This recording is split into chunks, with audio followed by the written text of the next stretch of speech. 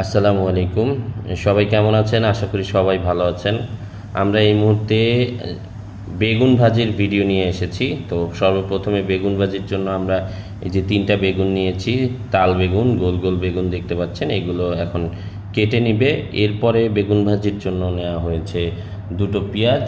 এই পেঁয়াজ দুটো কুচি করে কেটে নেওয়া হবে, যেগুলো বেগুন ভাজির সাথে ভাজি করে বেগুনের পাশে দিলে বেগুন ভাজির স্বাদ দ্বিগুণ বেড়ে যায়। তো চলুন আমরা বেগুনগুলো কেটে নিই। বেগুন ভাজির জন্য আমরা বেগুন নিয়েছি, এখন বেগুন কেটে নিচ্ছি। দেখুন গোল গোল করে বড় বড় চাকা চাকা করে বেগুন কেটে নেওয়া হচ্ছে।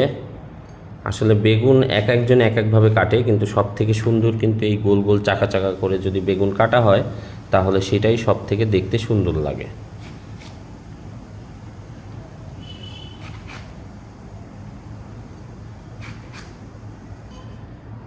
এই যে দেখুন আমাদের বেগুন কাটা হয়ে গিয়েছে। আপনাদের দেখিয়েছি আমরা কিভাবে বেগুন কেটেছি। প্রথমে বেগুনটা কেটে তারপরে হচ্ছে গোল গোল করে চাকা চাকা করে নেবেন, এবং এইভাবে যদি বেগুন কাটা হয় তাহলে বেগুন ভাজার পরে খেতে বেশ স্বাদ লাগে। এবারে আমরা বেগুন ভাজার মধ্যে পেঁয়াজ দেওয়ার জন্য পেঁয়াজ কেটে নিচ্ছি। বড় গোটা পেঁয়াজ এটা ছিলে তারপরে কেটে নেওয়া হচ্ছে বেগুন ভাজার মধ্যে দেওয়ার জন্য। পেঁয়াজটা কেটে ভালোভাবে ধুয়ে নিতে হবে, কারণ ময়লা থাকলে কোনো জিনিসই খাওয়া যায় না, এবং পরিষ্কার পরিচ্ছন্নতা ইমানের অঙ্গ। তাই আমরা সর্বাত্মক চেষ্টা করছি পরিষ্কারভাবে সব কিছু দেওয়ার জন্য।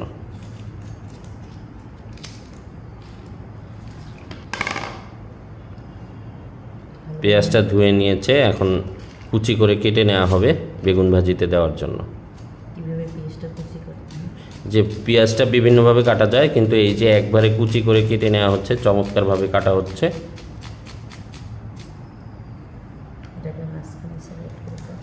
মাঝখানে স্লাইড করে দিতে হবে, মাঝখানে স্লাইড করে দিচ্ছে। পেঁয়াজটা যত চিকন করে কাটা হয় আসলে এটা ভাজিতে দিলে ততটাই স্বাদ লাগে, তাই একেবারে চিকন করে কাটার জন্যই চেষ্টা করা হচ্ছে।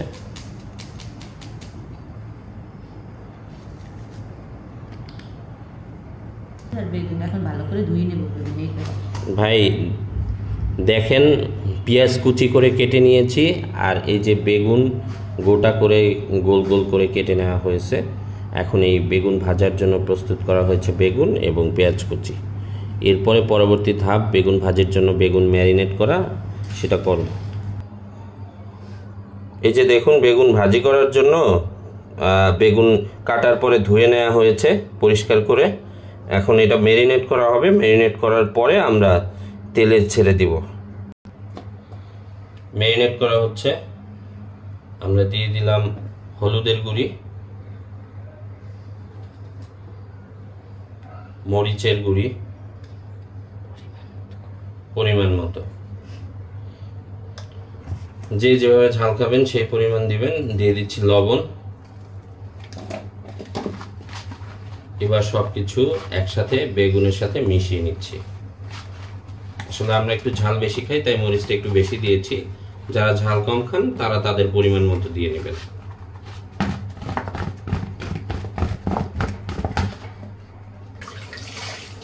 এই যে দেখুন সব ধরনের মশলা যেগুলো আসলে এই বেগুন ভাজিতে দেওয়া হয়, যেমন হলুদের গুঁড়া, মরিচের গুঁড়া এবং লবণ, সব কিছু দিয়ে বেগুন ম্যারিনেট করা ভালোভাবে হয়ে গিয়েছে। এখন এই ম্যারিনেট অবস্থায় বেগুনটা আপনারা 8 থেকে 10 মিনিট রেখে দিবেন।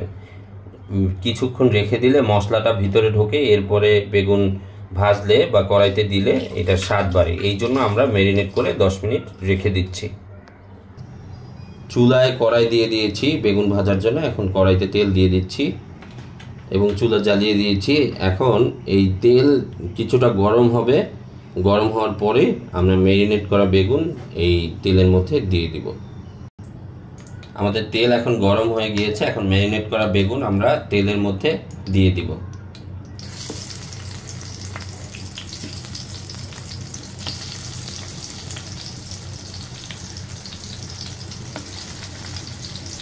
দেখবেন আমরা দিয়ে দিচ্ছি ম্যারিনেট করা বেগুন ভাজার জন্য। আসলে তাল বেগুন ছাড়া সাদা আর একটা বেগুন আছে যেটা মানুষ ভেজে খায়, কিন্তু ওই বেগুনটা আসলে অতটা স্বাদ না। আপনারা বেগুন ভাজির জন্য সর্বোচ্চ চেষ্টা করবেন কালো যে গোল বড় বেগুনটা, যেটাকে আমরা তাল বেগুন বলে থাকি, ওই বেগুনটা ব্যবহার করার জন্য। এই যে বেগুন ভাজি হচ্ছে দেখেন, এটা নিয়ম হচ্ছে আপনার এক পাশ ভাজি হওয়ার পরে আপনি সম্পূর্ণ বেগুনগুলো আবার উল্টে দিতে হবে অপর পাশ ভাজির জন্য। ভালোভাবে দুই পাশ ভাজি হওয়ার পরে চারদিকে বেগুনের চারপাশে তেল ছড়িয়ে দিয়ে এরপরে বেগুনটা ভালোভাবে ভাজা হওয়ার পরে বেগুনগুলো উঠিয়ে নিতে হবে। এবং শেষে আপনারা যেটা করবেন, যে পেঁয়াজ কুচিটা আছে ওইটা বেগুনের ম্যারিনেট করা যে মশলা বাটিতে থাকবে, শেষ অংশে ওই বাটির শেষ অংশের মশলা দিয়ে পেঁয়াজের ম্যারিনেটটা করে সেই পেঁয়াজটাও ভেজে নেবেন, তাহলে ওইটা বেগুনের সাথে খেতে স্বাদ লাগবে। বেগুন ভাজির এক পাশ হচ্ছে, যে বেগুন উল্টে দেওয়া হচ্ছে, বেগুনের এক পাশ হয়ে গিয়েছে, এখন বেগুন উল্টে দেওয়া হচ্ছে।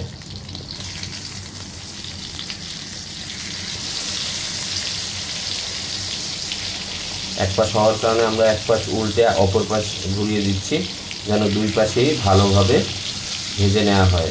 ঠিকভাবে ভাজা না হলে খেতে স্বাদ লাগে না, ঠিকভাবে ভাজা হলে খাবারের স্বাদ পুরোটা বেড়ে যাবে। এভাবে আপনারা উল্টে পাল্টে ভেজে নেবেন।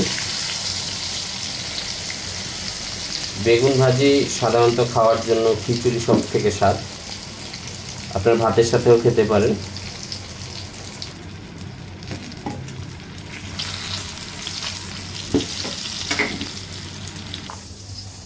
যে দেখুন আমাদের বেগুন ভাজি প্রায় শেষের দিকে। এখন আমরা ওই যে পেঁয়াজ কুচিটা ছিল, ওইটা মশলা যে ছিল বাটিতে লাগানো সেটার সাথে ম্যারিনেট করে নিচ্ছি। পেঁয়াজ কুচিটা শেষে 2-3টা বেগুন আছে সেটার সাথে দিয়ে দেওয়া হবে এবং সেটা ভেজে নেওয়া হবে। বেগুন ভাজা আমাদের শেষ। এখন শেষ মুহূর্তে আমরা হচ্ছে শুকনো মরিচ দিয়ে দিচ্ছি, এর সাথে দিয়ে দেব সেই কুচি করে যে পেঁয়াজ কেটেছিলাম সেটা ম্যারিনেট করাটা। এই যে দেখুন আমরা সেই পেঁয়াজটাও দিয়ে দিচ্ছি। এই পেঁয়াজটা বেগুনের সাথে দিলে বেগুনটা স্বাদ লাগে, তাই বেগুনের যে লাস্টে লেগে থাকা মশলা ছিল সেই মশলা দিয়ে পেঁয়াজটা ম্যারিনেট করেছি।